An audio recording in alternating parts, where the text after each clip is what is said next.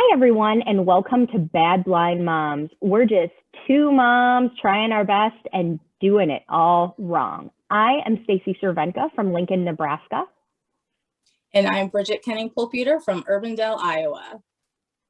And welcome, guys, back to another Bad Blind Moms episode. Today, we have a wonderful panel of three dads. We have Kuell from Connecticut.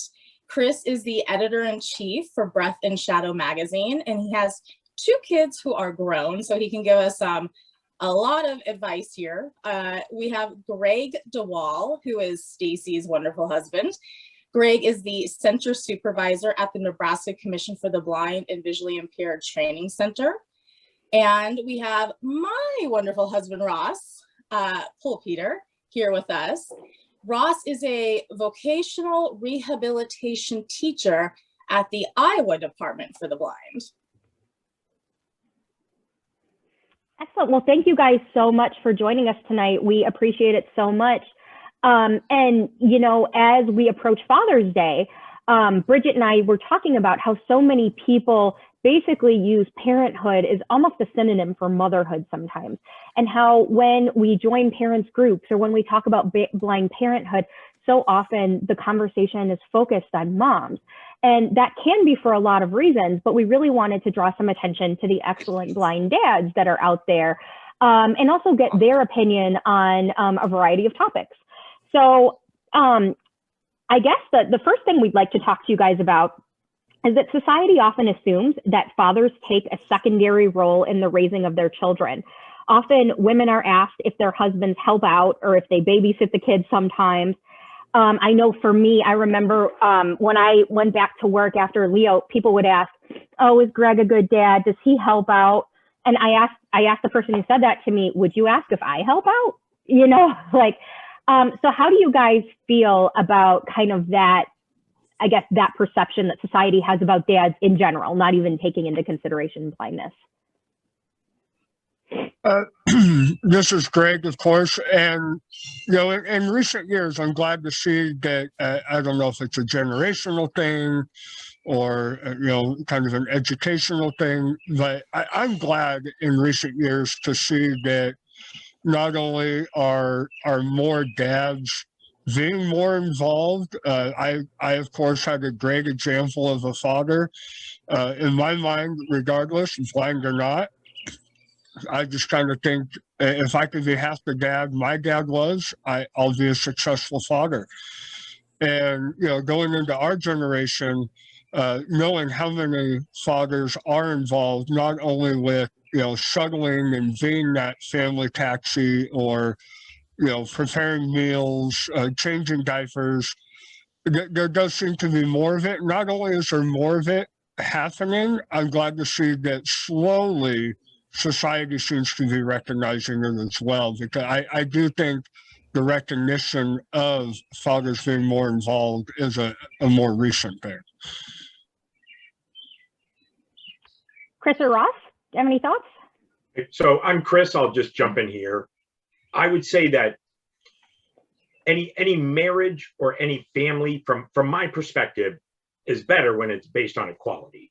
And of course, there's give and take, and sometimes one person has to pick up more of the load than the other person.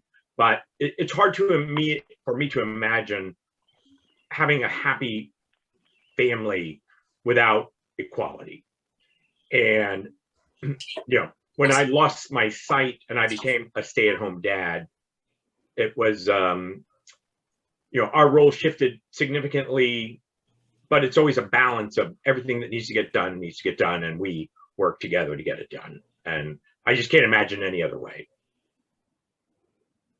You know, I remember when Leo first started swimming lessons at the YMCA. This was when we lived in Sacramento, California. And I remember there was one whole session where it was dads, the whole class. It was a parent-infant swim class. And all the parents in the water were dads. And I thought, you know, that's so cool. But what's interesting is that had they all been moms, I probably wouldn't have even noticed or thought anything of it. But because they were all dads, like even in my mind, I was like, oh, you know, and so, I mean, I think so many of us were conditioned to sort of believe that like moms take their kids to activities, moms do all these things. And, you know, I mean, and dads want that. Like, would you guys not agree? I mean, dads, you guys had children and chose to have children for a reason. You want relationships with those children and you want to, you know, share in their life. I think equality is the right word, and equality looks different, you know, for each family, each couple, and you know what I feel you and I are good at, Stacy, is working to our strengths. You know, and sometimes that's what equality is, and for us, you know, we have some equality because we work to our strengths. This is Ross. I agree with Greg that, you know, as a marriage, it's a partnership. And, you know, there are things that Bridget's better at and there are things I'm better at. And we work together as a team to make, you know, being parents a success and you know, this and managing this household. And, you know, yeah, I'm really good dad, and I should get prizes for changing diapers from time to time. But and you know, and when Bridget babysits my kids while I'm at work, it's just, you know, it's nice when I come home and, you know, things have been taken care of and I could just kind of be with the kids for a while. But no, the way that I truly feel about it though is that, yeah, I go off to work and but I get to be with adults. I get to do something I love doing. And so sometimes when I go to work, doesn't feel like I've been at a job. It feels like I've been doing something I really loved. So I come home and I let Bridget have her time, you know, to do her thing. And I take over. To reclaim my sanity. I claiming my time. But, you know, I don't feel like I'm helping out my partner. You know, she's been with him all day. It's my turn. Absolutely. And while Bridget's getting ready with the next question, I want to tell all our viewers, I know you're all used to seeing lovely backgrounds from people on Zoom now, and you're probably thinking that Greg's background is fake. It's actually not. He's broadcasting live from our patio. So all that lovely greenery and trees you see is actually real, but it's funny. Wait until you hear the drag races down O Street. Yeah, that's true. It's gonna get more and more dark in Greg's background. But anyway, so Bridget. Okay, fellas. So in your opinion, what are some common misconceptions society has about being a blind dad?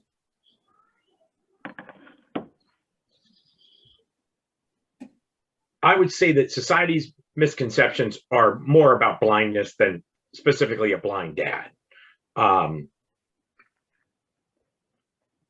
Yeah, I mean, that's basically what I would say. It's the same, low expectations. People see you walking with your kid and they think the kid's guiding you. They think the kid's leading you across the street, and society has misconceptions. And I'd like to think when my kids were growing up, like we live about a half a mile from the elementary school. So I used to walk them to school and pick them up.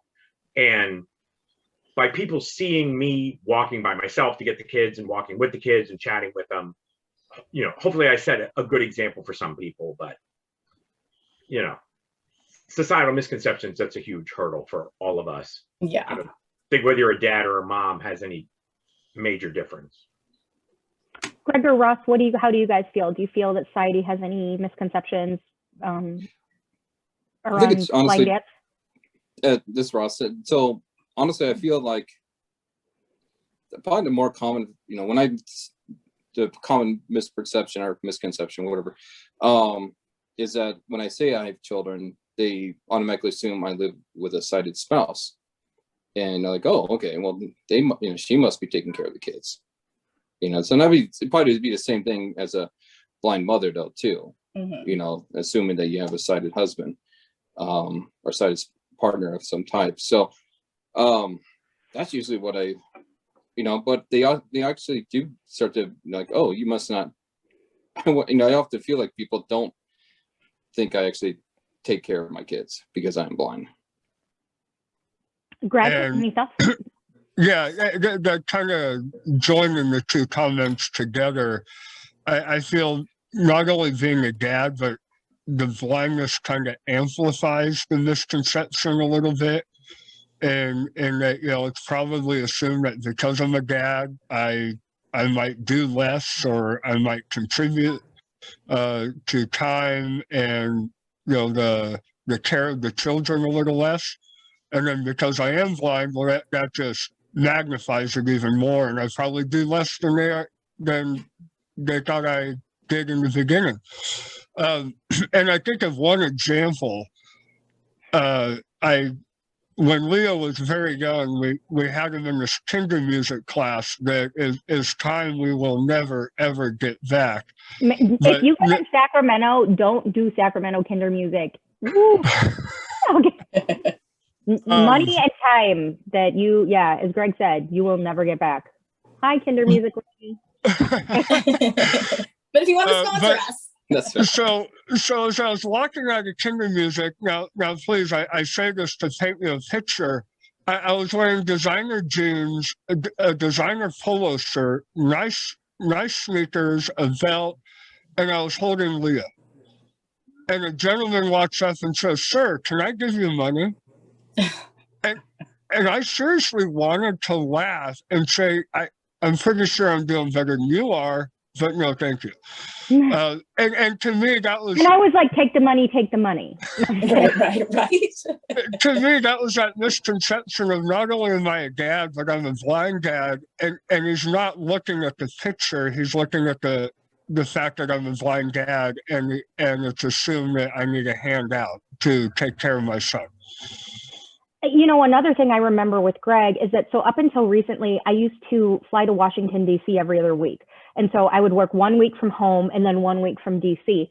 And it always used to drive me nuts when people would ask me, so who watches your kids when you're gone? And it was like, I'm married, right? Like, that they have another parent. And I remember saying this to someone, and I was like, oh, it drives me nuts that everyone is always like, who's watching your kids? As if like they don't have a dad. And she's like, well, as a way of explaining, well, it's probably because they don't know that he's blind and that he can watch them. And I was like, great. So it's ableism, not sexism. Like, right. Two sides of the same coin. Like, I don't feel any better, Yeah. I had the same thing happen when Bridget was doing her Master in Fine Arts, and she'd go off for these week-long residencies. 2 weeks. Yeah. What? 2 weeks? They were like 10 days. Oh, okay. Okay, whatever. 10 days. And felt like 2 weeks to your loving husband. Yeah, 10.5 days to be exact. It was actually an afternoon. Oh, thank you. So, yes. But even some family would be like, "Oh, is Ross going to be okay with the kids?"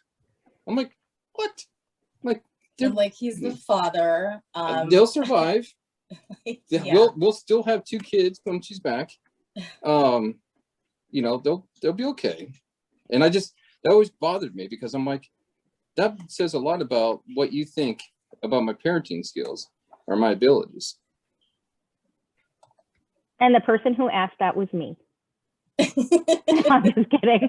If you want to own it, go ahead, Stacy. That's fine. I doubt your skills and abilities. Right now, that really hurt my feelings. Yeah, I know. I'm sorry. I was like, what are you going to do, Ross, with Bridget being gone? Right. Stacy, you're the worst. That's why I'm on this show. That's right. Exactly. That's why we're bad blind moms. Like our tagline, we're the worst. Blind moms. Exactly. Exactly. So we're bad blind moms. Bridget's the bad blind mom, and I'm the worst blind mom. Okay. All right. Well, so to the three of you guys, what hobbies have you guys enjoyed sharing with your kids? Enjoyed, or just for sharing? What hobbies are you sharing with your children? I love that the kids wanna come in the wood shop with me. Leo and I have kind of set some ground rules. Josie has recently been coming in there with me, and they like just getting in the middle of things right now. Leo tries really, really hard to make and glue things together, and then I try really, really hard to scrape the glue off the workbench that he's spilled everywhere. And break his little projects up. But I love that he's in there trying, creating. Leo has that engineering kind of mind, so I grant him access to the shop. And I love being in there with him, teaching him things, how to measure, how to cut. The only power tool I've introduced him to so far is the drill press. So he could run that by himself after I set it up for him. And then fishing as well. Fishing has been a lot of fun. As a matter of fact, the last time we went out was the first time that Leo had casted out and reeled in a fish all by himself. So With that no was assistance. pretty cool to have him do and not have to untie a knot or get a snag out or retile it. So anyway, it's been fun as they get more mature and introducing them to more of the things that I enjoy doing, the hobbies that I have. And I'll say this, when I was at ice skating a few weeks ago, Greg was in the shop with our 3-year-old daughter, and I get texted a picture of my 3-year-old daughter using a saw and a miter box. And I was like, this is so cool. And I was showing everybody at the rink, and they were all like, I was like, oh, isn't that so cute? And they were like, that's scary. So I was like, yes, my totally blind husband teaching my 3-year-old daughter to use a saw. That's just what happens at my house, you know? Ross? Oh, yeah. Well, for me, not to interrupt Chris if he was going to chime in, but for me, I always like I'm kind of a giant kid. And so I like to get down and play with him. I still like, I love their Magnetiles and the Thomas train tracks. I don't get their style of play because I think it's wrong. I think they should do it the way I do it. But I think that I enjoy, getting down in there with them and Legos and Magnetiles and Thomas train tracks and doing puzzles with them. And I just always do enjoy that with them. Well, I'll jump in here. So I have adult children. So I've had drinks with my children, which is an interesting hobby. But I think Ross, when they were young, I tried to just do whatever they wanted to do, with the one exception of being, so I lost my sight at 35. And when I was sighted, I used to love playing golf. And I went blind and always had a dream that my son would be a golfer. And so I built this, I took a piece of carpet and I installed a tee and I drilled a hole in a golf ball and I put a long, flexible, like rubber band type material that we got from Joann's Fabric to a golf ball. And I told my son to, get up there and hit the ball, which he did very well. And of course it flew out. And then because of the rubber band aspect of the attachment, it flew right back at us. So that was a very short-lived project, but we used to, making up games. I mean, like, again, with my son, we just set up his Army figures and bowl them over with a tennis ball or whatever. And I love that stuff. And I miss that kind of stuff. Now that they're older, just doing whatever they like to do. And, I have a daughter, and, when she was about 7 years old, she asked if she could cut my hair. And I'm like, hey, it'll grow back. And I let her cut my hair. And, then we had to go to a hairdresser because it was and I let her put makeup on me and do whatever, just have fun with the kids doing whatever they like to do. Gregory, that's coming. Right. I know. Coming, Gregory. I know. And I will be that dad, I will. Hey, yeah. He does her hair every morning. He does my baby girl's hair. But, sometimes she wants 4 pigtails. Then that's what's her choice. So she goes to preschool with 4 pigtails. Mm-hmm. You got to let them be them. Exactly. Yeah. And well, this kind of lends it. Go ahead. Oh, go ahead, Greg. Go ahead. Well, I was just listening to the other gentleman talk about, doing what they like to do. And of course, I enjoy the Lincoln Logs and the train tracks as well. I do have a harder time with the Magnetiles. I don't enjoy those as much as I thought I would when Leo first got them. But the Lincoln Logs, the Magformers. But train tracks, building cool car ramps, but For me, talking about doing what the kids like to do, I think part of it is I might be lucky in that way that the kids love doing what I love doing. And so I'm like, hell yeah, let's take advantage of this. Right. Yeah, there was a time like my son, when he and his friends were like 12, Nick came to me and he's like, Dad, can we build a ramp? And I'm like, well, of course you can build a ramp, and I've got tools and I can help, and it was fun, and one kid wiped out, and but fortunately, we didn't get any grief from that parent. I've gotten grief from other parents at other times for letting the kids play rough. Stacy's gotten grief from parents for naming their kid Josephine because it had too many letters. Oh, there was someone at the grocery store who was like, aren't you afraid he's not going to learn to spell it? And I was like, wow, talk about low expectations. No, I'm not worried.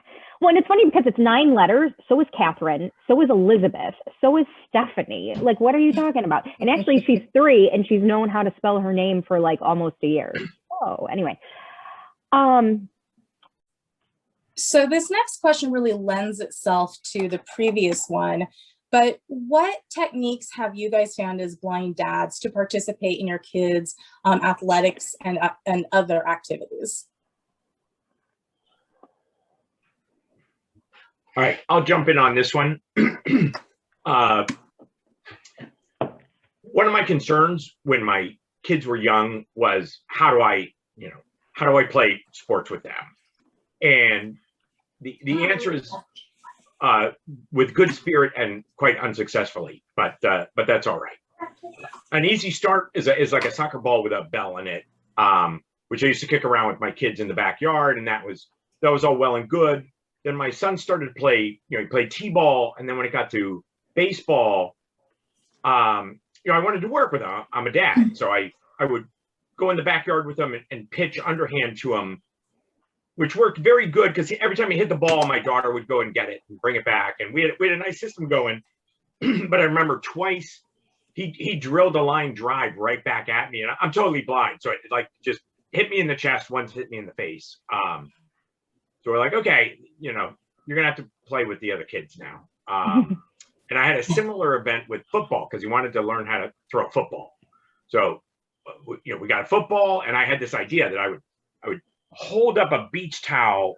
I'd turn sideways and hold up a beach towel and have him throw the ball into the towel. And I could catch it that way, which he threw quite well several times, and then he threw a spiral like right into my nose, and the blood's gushing out of my face, going down my nose, and that was the last time we really threw football together. So I congratulate you though on your creativity. That's a cool idea. Yes. Well, you got to be creative. We're blind people. Yeah, you have to be creative. You have to figure out ways to do things. There's problem solving. So those are my sports stories. The other one I could tell you is judo. I have a blind friend. She's a female, and her kids like judo, and I thought it was a good sport for the kids, and so we took judo for a while. And when my son was 12, he asked if he could demonstrate a chokehold on me, and I'm like, yeah, sure, go ahead. And like my 12-year-old son like choked me out. So I was like, okay, enough of the judo. My husband is actually a Paralympic bronze medalist in judo, and so you can tell him about how you tried getting Leo in judo. Well, I'll come back to that because I actually want to touch on the him taking line drives right back up the middle off the chest and off the face. When Leo was about 3 years old, I think is when I started introducing him to baseball, and all he wanted to do was hit. And I wanted to get him a tee, but he didn't want to hit off a tee because the San Francisco Giants and Buster Posey don't hit off a tee. And I couldn't convince him that that's actually what they do at practice. Anyway, so I started pitching to him, and he'd bounce him off my shins, he'd bounce him off my knee, off my chest. But then actually what got me to stop doing that was when I realized my son hits everything, and I don't throw strikes. So I'm really kind of worried that we're developing some really bad habits here. The hand-eye coordination is there. I think I'm going to put hitting to the side for a moment. But going back to your cow idea and the football, I think that's awesome. One idea that I've thought about for baseball, for Leo, just to get the habit of pointing your toes, step, throw, is taking like a fishing net or a pool net and burying it in the ground upside down so he could just throw it into the net. I'll get him like a dozen baseballs and he can just practice the throwing motion.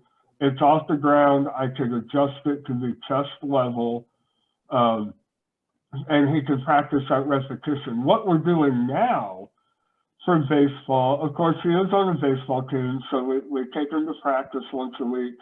Twice a week now. And Sundays, starting tomorrow, is his first game, so now it will be twice a week. But what we're doing now is we have a really nice brick wall on the back of the shop that has no windows on it. So I tell Leo to go back there, and he does this with soccer also, is he just throws the ball against the wall. And then if it gets past him, then I will field it and I'll throw it against the wall and try to make it a little more challenging off the rebound for him to get to, so he could work on. Because the thing I've had to work on with Leo with both football and baseball is the ball's not going to come directly to you. You have to go to the ball. So just, as you know, the fundamentals of a sport, even as a blind dad, you can be creative and come up with ways to work on those fundamentals. And then I try to let the coach take care of the rest. I don't get in the way of the coach, but at home, we come up with creative ways to work on the fundamentals. Right. Chris, I know Grace and Nick were, very involved in like performing arts. Like, was there any like ways that maybe you participated differently or experienced that differently as a blind parent?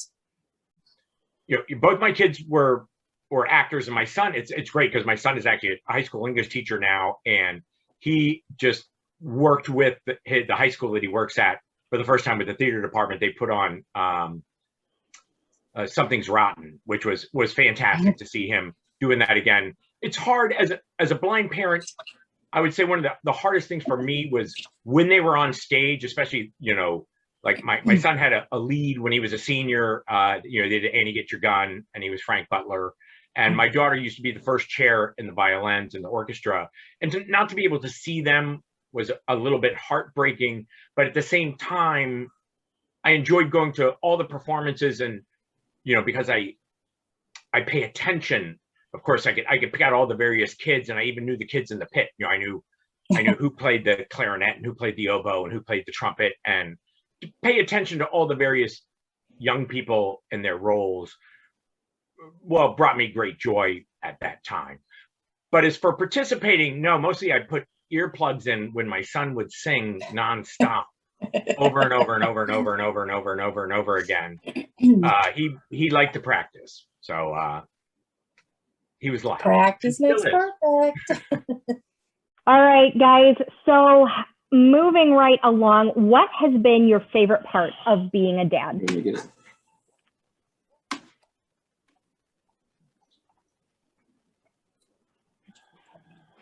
I would say the whole package, quite honestly, which is interesting for me. So when I was in my 20s, I'm a type 1 diabetic, and I never really wanted to have kids. But a friend of mine said, like, you'd be a great dad. You really should have kids. And of course, biological clock happens, and we had kids, and they have bringing me so much joy, and still do all the time. It's like the best thing I did in my life. So as I think back, I have so many fond memories of, playing with them and doing projects with them and just hanging around, so. Damn it, Chris, you stole my line. Because I was going to say, of all the crap I've done with my life, my kids are the best things I've done with my life too.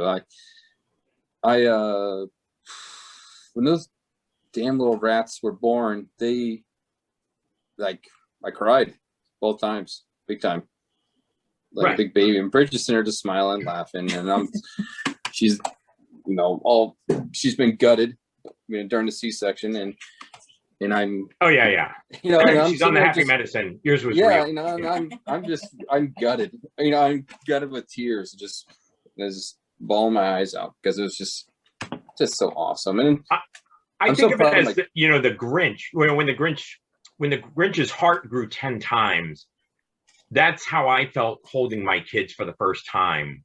It's like I just couldn't believe like the love in my heart that you could have that much. Well, now he just stole my line, Ross, because I don't know that I would have called it the Grinch, but that's kind of the angle that I was going to come from. It's I don't know if it's growth, if it's maturing to another level, if it's a sense of responsibility. But from the moment that Stacy was pregnant with Leo and the moment Leo was born, there was just this immediate change in it. And it is that unconditional love that gets talked about between a parent and a child. And you know,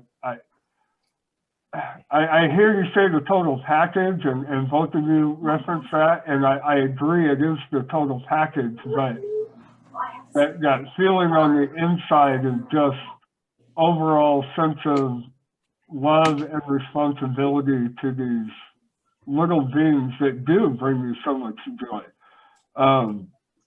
You know, I remember coming home when Leo was really, really young, and Stacy would meet me at the door with Leo, and yes, I was eager to give Stacy a break, but at the same time, Leo would be lunging for me out of her hands, and just that sensation of this little man is eager to see me.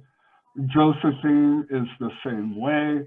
When we wake up in the morning, usually I'm the first one awake in the morning, and while I'm drinking my coffee, both kids will still come up and join me in the recliner and sit there with me on both sides. And you know, just that appreciation, that's kind of my validation for being a father, I feel, is they want to be with me. They wake up and they look forward to, they see me and they want to climb in that recliner with me and cuddle with me while I drink my coffee. And it's like, okay, I'm doing something right if this is what my kids want at 7 o'clock in the morning.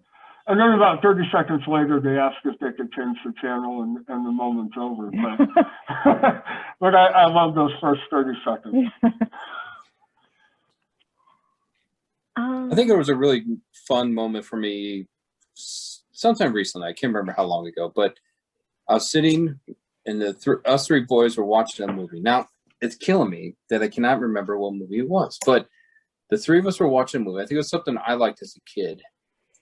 Something that was one of my favorite movies, although now I can't seem to remember it. But, and I had each, like Greg said, like I had a boy on each leg. We're all sitting together watching a movie that I liked as a kid. It was just a really nice moment. You know what movie I'm thinking of? Yeah, when Leo comes home and asks when does the Giants game start. They're like, sweet, okay, this is cool. I didn't even have to ask, he did. Bridget, you want to go with number 6? Yes, sorry, hold on. Shh, gotta be quiet, okay? We have an intruder. We have a visitor. So you guys have each kind of addressed a little of this a little bit, right? Okay. But what do you think has been kind of a challenge for you as a blind parent?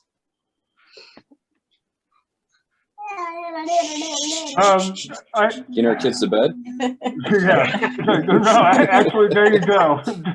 winner on that one.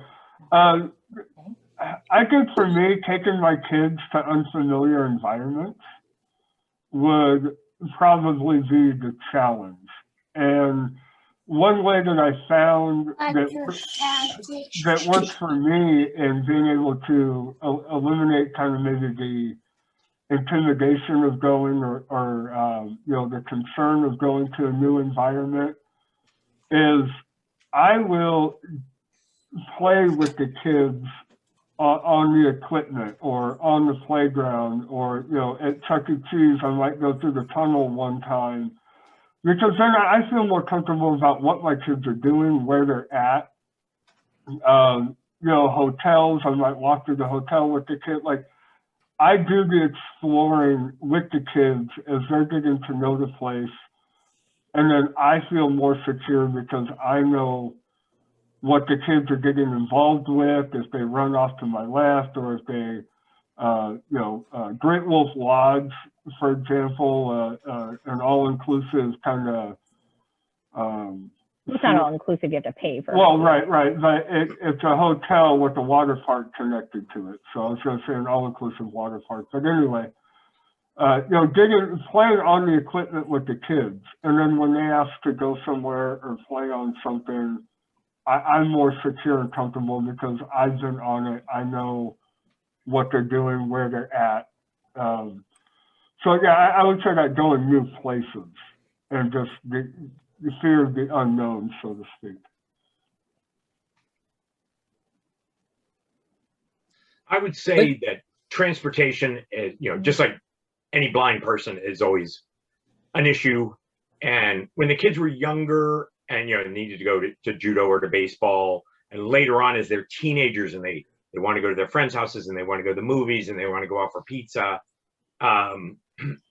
transportation is an issue. And for me personally, like when the kids were young, I would try and network with other parents to basically bum rides, which doesn't come naturally for me. And the truth is, all the parents I asked were very absolutely no problem. We'll come by and pick you up, So, but overcoming that hurdle of asking was challenging for me. And then secondly, I would say, and I have one parent in mind there. My son used to have a friend, Michael, that he would invite over, and Michael's mother was not happy that I was blind. She was one of those people, she called my wife one time after Michael had been here playing and said that he was all bruised and, how could I possibly watch the kids? And, the kid was trying to learn how to ride a pogo stick and he fell a couple times and, hey, that's what happens. So that was an unpleasant experience dealing with her. But generally speaking, I mean, when my kids were young and they're in elementary school, other kids would come to the house and their parents obviously they knew me as the blind guy, and nobody had any reservations. There was very few. I'll tell you, I felt like I knew I'd made it. It was like 2 weeks ago when Leo's best friend went with us to the kids museum, because not only did they trust him, I mean, they've been trusting us to have him over for a long time, but they trusted me to take him somewhere in an Uber. And a lot of parents get sketched out about Uber, like, oh, you don't know the driver, it's dangerous. But she never even asked how we were going to get there. She was just like, oh yeah, sure, and like, and I thought that was a different level. Like, oh, you actually trust me to take him somewhere. Like, that's awesome. Right. So Chris and Greg and Ross, if you could give one piece of advice to blind guys who are, who would like to be dads one day, or who are considering fatherhood, or maybe their significant other is pregnant and they are anticipating becoming fathers, or they're currently fathers, what one piece of advice would you give to current and prospective blind dads? I mean, honestly, the key thing for being a parent, whether you're blind or not, is, can you take care of yourself? Can you be responsible for somebody more than, to consider somebody else more than you consider yourself? Or take into consideration somebody else more than you do yourself. I don't know if I said that right or the grammar was perfect there, but can you do everything you can to be there for that person? And honestly, I don't often think of myself as a blind parent. I'm just a dad. You know, I'm just a guy trying to raise 2 kids, and that's all I am. I work, I pay my taxes, I feed them, and and that's who I am. You're just a guy, and I'm just a girl. Shut up. No, and you're right. There is a point where you do recognize that you have to be able to take care of yourself to also be able to take care of somebody else. And the 2 things I think about with this question is, first of all, if it's a question of whether or not you can do it, or little pieces about fatherhood or parenthood that you worry, can I do this? Get some training. And training might look different to different people. If you have time to get residential training, of course, there's a lot of us across the board that would recommend that. But there's there's training that you could get. When I talk about training, independent living skills training type stuff to help you better prepare for not only taking care of yourself, but also taking care of a family, a child, a pregnant mom. It's not just the child often. It is often the pregnant mom as well. And then after the recovery, and then, Stacy was, basically exhausted and ill from the point she got pregnant with Leo until soon after Josephine's birth, because we had a stillborn in between, and Stacy had 3 difficult pregnancies. So it's taking care of the mom too. It's taking care of the child, and skills training, that independent skills training that you can maybe get from your local community rehabilitation program, or your local blindness agency, whether it be in a center or out in the field with field trainers, that's recommended.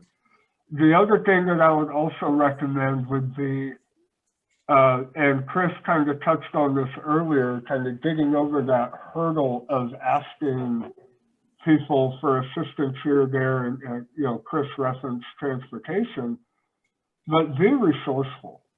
Get a hold of all the resources you can, including Uber, paratransit, or organizations that might give discounts on diapers, getting in contact with the YMCA and filling out scholarships to make it more affordable and more convenient for you to be able to get your child into those activities, the transportation to get your child to those places, the scholarships that might get your kids into preschool programs that are more affordable for you, more convenient for you, all those kind of resources that will contribute to making your life a little bit easier so you can focus more on being a family. That's what I would recommend. Chris? Well, Greg, you gave sort of a blindness professional response. Yes. I would build. Can you tell he runs a training center? Yeah. No plugs. I would build off of what Ross said and give a more philosophical answer. In that, my advice is, you have a kid, and that kid is your primary responsibility for the next 18 years. What they don't tell you about parenthood is you're going to be tired. You're just going to want to watch a baseball game in peace and quiet. And you will not get to. And you will not get to. You have to sacrifice for those 18 years. Yes. But it's like the best thing you'll ever do. And be mindful while you're, when your kid asks you to read a book or to play with them, treasure those moments, because I'm going to sound like an old person here. Everybody says, treasure those moments, they grow up so fast. And I can tell you that, it's true. They do. You know, we all talked a little bit about the day our babies were born. And so I think back to my son, who was, 7 pounds and 12 ounces, laying on my chest. And I just was like bursting with love for this kid. Today, he's about 250 pounds. And if he laid on my chest, he would crush me. So, savor those times with your kid, because they really do grow up fast. I know Ross and Bridget, Declan's 8 going on 9. Yeah. Yeah.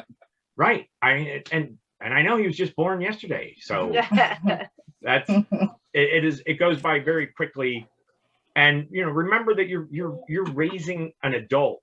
And that's another aspect, is like, we have great relations with our kids. We're going on vacation with our kids and their spouses this summer. And you lay the foundation, love your kids, they'll love you.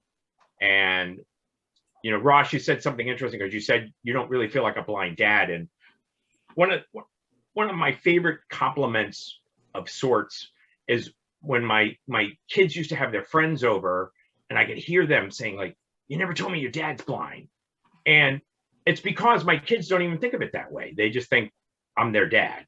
And, and that's a wonderful thing. It is what it is. See, I get the advantage of listening to a baseball game in peace, because as a San Francisco Giants fan, most of their games don't start until 9 o'clock. They don't start until 9 o'clock. Now, what I don't get is to actually make it through a Giants game. I fall asleep in the 4th inning. Right. So we are so thankful to the blind dads in our lives for joining us tonight and for everything that they do, that we thought that Bridget and I and Chris's wife, Christine, would like to share a few things about what we think makes the dads in our lives special. So who wants to go first? Would you like to go, Christine? I'll go first. I think one of the reasons we had such a wonderful and successful family life, and continue to have a great family life, is because Chris has an awesome sense of humor. And we all know you have to have a good sense of humor anyway. If you're going to have a long and happy marriage, you better find things to laugh about together. And when you're a blind dad and the primary caretaker, because I work an hour away from home, and during the academic year, I have really long days. And so he would have a lot of hours. Things get messy. Things get disordered. Things are in disarray, and nothing goes as planned. And you better be able to laugh about that. So for me, that's one of the things that I appreciated about him the most, and about our life together as a family. We had a lot of laughs at ourselves, with each other, never at each other, never at each other's expense. So that's what I would say. I think and we both like beer. So, sometimes when everything calms down, a nice. Yeah, when in doubt, grab a cold one. Yeah. It's our family motto. Yeah. Well, thank you. I'll share one thing I love about Greg is just how, and I say this all the time, but just how self-sacrificial he really is, and how much he provides and cares for our family. Greg mentioned we had a series of difficult pregnancies, including several other miscarriages that were smaller. And one of my memories that I think just really epitomize like what marriage and what you should look for in a man is that we were in Mexico, and the day before, or the day that we were going to get on our plane, I had a miscarriage in the shower, and we got stuck in this Mexican hospital. And I use the word hospital loosely. We got stuck in a Mexican clinic or something. So anyway, yeah, overnight. Another story. Okay, so point being, we were alone in this room. I was hooked up to this IV, and I didn't need it, so it was just making me have to go to the bathroom all the time, because it was just shooting fluids through me. And we couldn't find any nurse or any doctor or anybody there to help us. And this might sound like TMI, but every half hour, Greg was emptying my bedpan, again and again and again. And I thought, this is marriage. This is, we are in a hospital in Mexico post miscarriage, and he's emptying my bedpan. That is, to me, that's marriage, and that's parenthood. easy to talk about the fun times, and those are what will sustain you and hopefully what you'll remember. But being a parent and being a family is also about being with each other through like really difficult times that like you never even would have, considered. And when I was pregnant with Josephine, Greg would, I was confined to bed, and Greg would wake up in the morning, get Leo ready for school, take Leo to preschool, work all day, pick Leo up, take Leo to like swimming, come back home, cook dinner, deal with Leo. And then he would end up staying up late doing paperwork and get up and do it all again. And I couldn't get out of bed. And so, to me, Greg is just an example of just how self-sacrificial sometimes being a father, requires you to be. And I'm just so thankful that Greg is that. Yes. When you're in a relationship, you see the best and worst of each other through health and sickness. So yeah, that's for sure. No, you need to be quiet. Okay. Well, Ross is not always the most expressive or verbally communicative person, but he is an incredibly hands-on dad. And he always has given me my space to explore what I need to explore, to do what I want to do, what I need to do. He mentioned earlier when I went back to school, Declan was 3 and decided to go get my master's. And, I'd be gone a couple times a year for these 10-day residencies. And it was no big deal. Like, he's like, all right, you do what you need to do, you go do your thing. And shh, honey, quiet, okay? Mama's talking. Can I talk? Okay. But I will say in the last year and a half, I've been going through a lot of kind of unexplained medical issues. And basically I have what's called chronic pain fatigue syndrome. And Ross has been really fantastic about just when he gets home, I'm done. Like I check out for the day. He does what needs to be done. If there's cleaning, shh, honey, okay. But he does cleaning, he takes care of the kids, and he doesn't do it begrudgingly. He did, because it's his job. It's what he's supposed to do.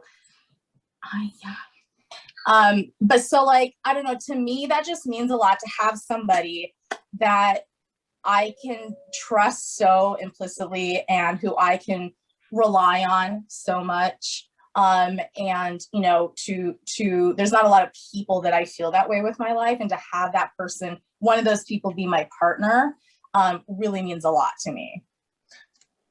Hey, why do you think I'm a good dad? Because what? Oh, a punch in the nose. All right, okay. Okay, I get a punch in the nose. It's okay. My kids would say, because you make us cookies. Yeah. So what it means is you can take a punch, So one final question to Greg and Ross. What is it like being married to bad blind moms? How do you get through the day? Like, how do you put up with us? How do you put up with us? I focus on the children. Oh, that's right. Okay. They're like, we already answered that. We just said that's why they Yeah, exactly. We just did 90 minutes. The kids are more fun. The kids are less stressful than the moms. I mean, as Bridget mentioned, I get home from work and it's like professional wrestling. I tag in. It's my turn to fight the kids, and it's a tag team match versus the double D's here, and Bridget gets to sign off, but I know that she's also worked so hard. Like, oh, I work 40 hours a week, but she's working 60 hours a week, 80 more, with these monsters. So, and she's, dealing with these health concerns. So, like, Bridget's a tough cookie. And she, I joked with the boys that she's a colonel in this army base. I'm just a sergeant. I just follow her orders. And not that, because she can handle it. That she can handle taking command and leading us. So Declan always says daddy's the boss of us, but mom's the boss of everybody. yeah. Bridget, you mentioned it was something very nice you said about Ross, kind of just really supporting your projects, your goals, your interests, and giving you the space to do that. And I like to think I do that for Stacy too, whether it's via job in a completely different time zone, or little projects that she works on for the betterment of the community. She's a better mom, she's a better partner when she's given the freedom to pursue and explore those other interests and those other hobbies and jobs. And jobs, yes, and jobs. But for me, that's kind of what I think about is how I mean, Stacy is such a bright woman. Our kids would not be as smart or advanced as they are in education without Stacy.